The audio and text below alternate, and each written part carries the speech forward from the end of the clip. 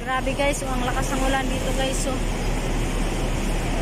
Sa Pitix to. Kasama kasi si Bulinggit kagagising lang. Lakas pa ng ulan. Kasama-sama si Bulinggit kahit mabagyo. Ay nako. Buhay talaga. Tsaga lang guys. Kailangan Isang peraso lang yung payong natin. Tapos bit-bit ng paninda. May bit-bit pang bata. Ayan bata batuta. Gising siya. Wala pa kaming kain. Alauna na. Alauna na mahigit. Ngayon pa lang kami kakain pag pagpasok namin. Hala. Ano na ba to? Ayun. Papasok na kami sa Pitik guys. Tapiin muna natin ito. Ala. Hindi yan dyan. Buti na tumigil na yung ulan. Kanina ang lakas, grabe. Pas pa na. May entrance.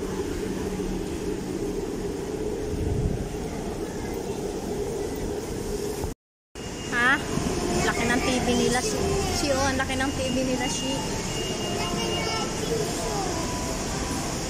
Ano lang yan, tilon. Okay lang yan. Kakain na kami guys. Sige na, sumpo na agad. Ayan yung sa akin. Walang extra yan. Ayan. Sarap.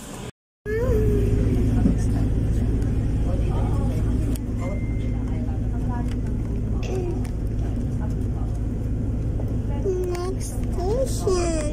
Meow station.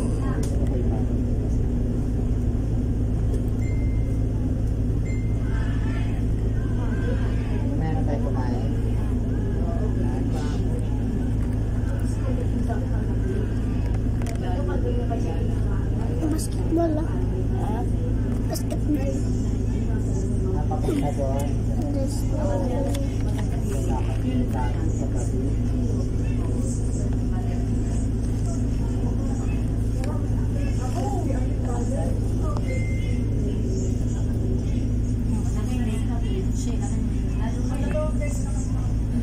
Kumain sa Hulihan ka ng pulis.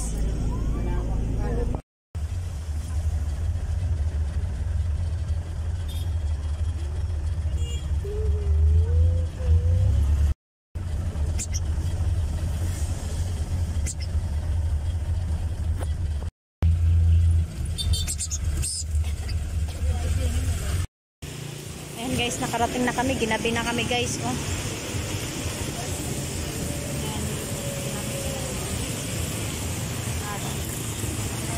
Pagod si Ashi. Ayan. Napagod ako.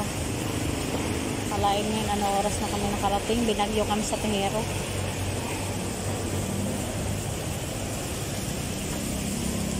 Hindi ko na nabidyohan ng actual kasi gawa ng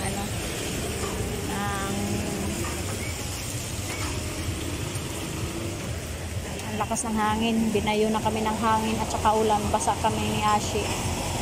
Tapos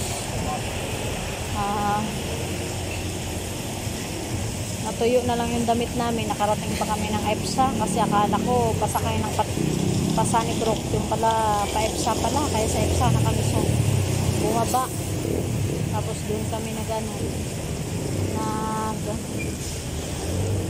patila ng ulan. Tapos doon na rin kami sumakay. Ang lakas talaga ng ulan Bit-bit ko pa yung dalawa. Isa lang yung payong namin. Ang kahirap ng buhay.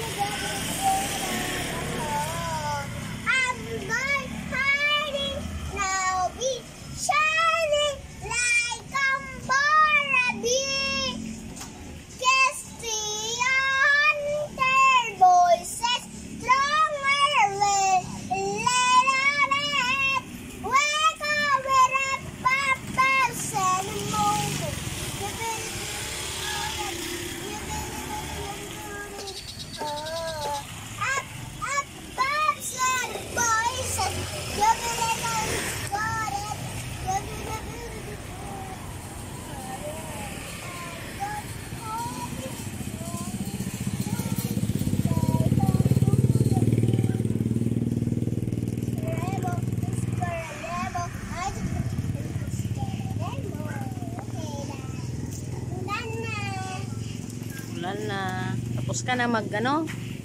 Mag-live. Ha? Nara ko sino yung katong basi Tatay Rudy. Laki lang hindi parang gusto magpatong. Bumili man.